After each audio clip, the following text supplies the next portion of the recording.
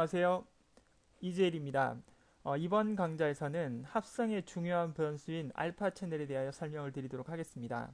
알파 채널은 이미지의 선택 영역을 저장해서 사용자가 필요로 할 때마다 불러올 수 있는 명령인데요. 보통 선택 영역을 저장하고 편집할 수 있는 채널로 많이 알고 계십니다. 검은색은 선택이 0%이고 흰색은 선택이 100%로 구현이 되고 있고요.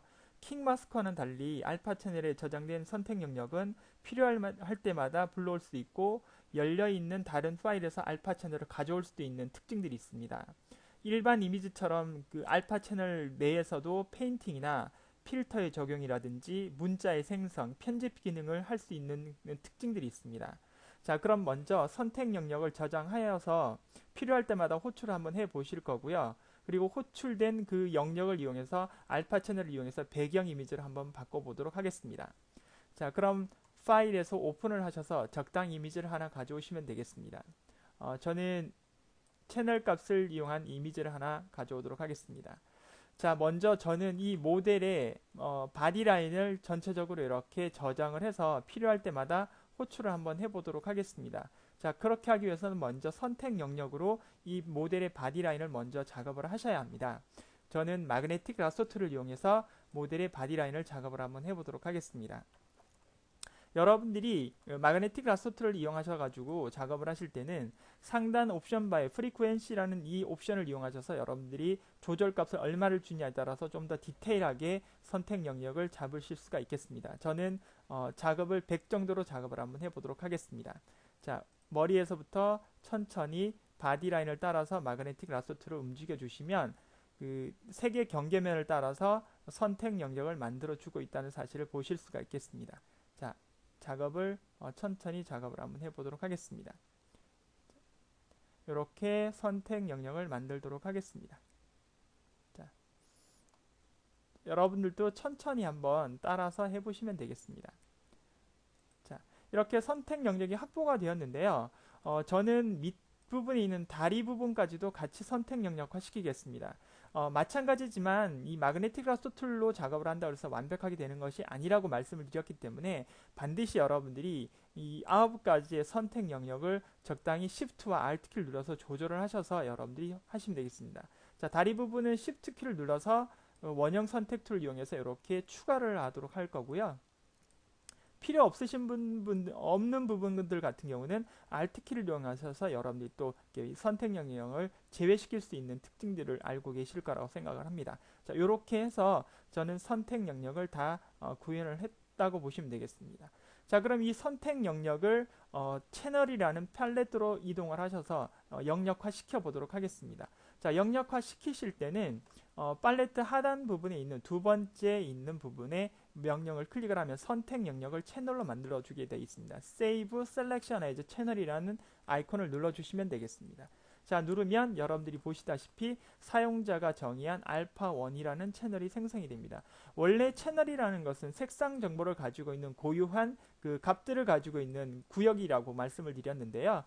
거기에 반해서 알파1이라는 부분은 사용자가 임의로 만들 수 있는 공간이라고 말씀을 드릴 수가 있겠습니다. 자, 알파1 채널을 클릭을 해보시면 선택이 된 부분은 흰색, 선택이 되지 않은 부분은 검정색으로 나와 있는 부분을 여러분들이 확인하실 수가 있겠습니다. 자, 그러면 컨트롤 D를 눌러서 이렇게 해제를 하겠습니다. 그리고 알파1을 누르시고요. 자, 그 다음 RGB라는 그 통합 채널을 누르시고 밑에 알파1은 눈을 끄시고 난 다음에 레이어로 들어가시면 마찬가지 선택 영역이 해제돼서 우리가 초기에 만들었던 이미지와 비슷하게 만들어진 것을 보실 수가 있습니다. 자, 또다시 저는 바디라인을 다시 선택을 하셔야 되겠습니다. 그럴 때는 채널로 돌아가셔서 알파1 채널이라는 썸네일이 보이시죠? 여기를 컨트롤 키를 누른 상태에서 클릭을 하시게 되면 이렇게 여러분들이 필요하실 때마다 이렇게 선택 영역을 저장했다가 호출할 수 있는 특징들을 가지고 있는 것이 알파 채널이다 말씀을 드릴 수가 있겠습니다. 물론 알파 1 채널을 선택을 하셔서 여기에다가 끌어다 놓으셔도 선택 영역이 만들어집니다. 자, 그러면 컨트롤 D를 누르고 한번 끌어다 놓도록 하겠습니다. 자, 눌렀더니 어떤가요? 이렇게 선택 영역이 만들어진 것을 보실 수가 있죠. 마찬가지 컨트롤 D를 누르시고요. 컨트롤 키를 누른 상태에서 알파1의 썸네일을 누르셔도 여러분들이 구현이 된다는 사실을 기억을 하시면 되겠습니다. 자, 그런데 이번에는 여러분 컨트롤 D를 누르고 알파 1만 선택을 해주시기 바랍니다. 이럴 때 저는 이 경계면을 약간 좀 부드럽게 하고 싶다. 부드럽게 해서 선택을 좀 더 이미지의 경계면을 좀 더 부드럽게 하고 싶다. 이러실 때는 필터에 블러에 가우시안 블러라는 걸 클릭을 해주시고요. 살짝 리디우스 값을 1이나 2 정도로 주신 다음에 OK 버튼을 누르시면 되겠습니다.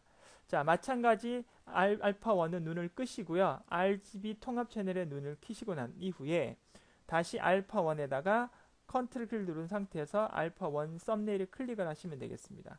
별다른 차이점을 여러분들이 보실 수가 없을 텐데요. 레이어로 돌아가도록 하겠습니다. 자, 차이점이 없겠지만 여러분 잘 보시면 제가 새로운 창으로 하나 열겠습니다. 그래서 600에 400 사이즈를 하나 열어서 흰 바탕으로 작업을 할 거고요. 그 다음 여기에 작업이 되어 있던 그 이미지 선택을 새롭게 만든 창으로 가져가 보도록 하겠습니다. 자, 가져가 보면 이미지의 경계면 부분이 약간 좀 부드러워져서 나왔다는 걸 확인하실 수가 있습니다. 화면이 너무 적은데요. 제가 조금 더 키워서 보여드리도록 하겠습니다. 자, 그렇게 보시면 이미지가 이렇게 칼날처럼 부드럽지가 않고 약간 부드럽게 작업이 된 것을 여러분들이 확인하실 수가 있을 겁니다. 자, 이와 같이 그 채널 값에서 필터를 적용시킬 수 있는 유일한 부분이 이 알파 채널이다, 이렇게 말씀을 드릴 수가 있겠습니다. 사용자가 원하는 시간대에 원하는 영역을 반복해서 불러올 영역을 저장해 놓는 공간이 알파 1 채널이고, 그 저장된 공간을 그대로 활용할 수도 있지만 변형을 한다, 즉 다시 말하면 필터들을 이용해서 변형을 할 수가 있고 브러쉬들을 이용해서 편집을 할 수 있는 부분이 또한 알파 1 채널이다, 이렇게 말씀을 드릴 수가 있겠습니다. 자, 그러면 이번에는 이 백그라운드를 제가 조정을 해서 여러분들과 같이 이 모델의 바깥 라인을 한번 작업을 한번 해보도록 하겠습니다. 자, 백그라운드를 선택을 해주시고요. 채널로 돌아가겠습니다. 알파 1 채널을 하나 만드신 다음에 흰색을 채워주시기 바랍니다. 흰색을 채워주셨으면 여기에다가 필터에 알파 1 채널에다 필터를 적용하겠습니다. 스케치 부분에 스케치 부분에서 하프톤 패턴을 눌러주시고요. 그런 다음에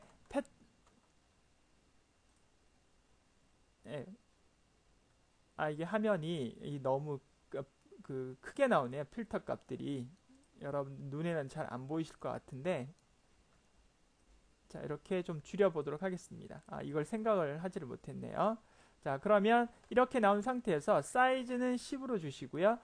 컨트라스트는 50, 그 다음 밑에 패턴 타입은 라인으로 만들어 주시면 되겠습니다.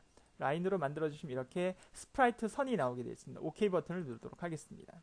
자, 그런 다음에 다시 여기에다가 여러분 이 각을 좀 돌려야 됩니다. 그래서 알파 1 채널 누르시고요. 컨트롤 T 명령을 누르신 다음에 오른쪽 버튼에 마우스를 눌러서 로테이트 90도 CW를 돌리시고요. 사이즈가 너무 작기 때문에 좀 옆으로 좀 느리겠습니다. 느려서 OK 버튼을 엔터를 치시면 되겠습니다.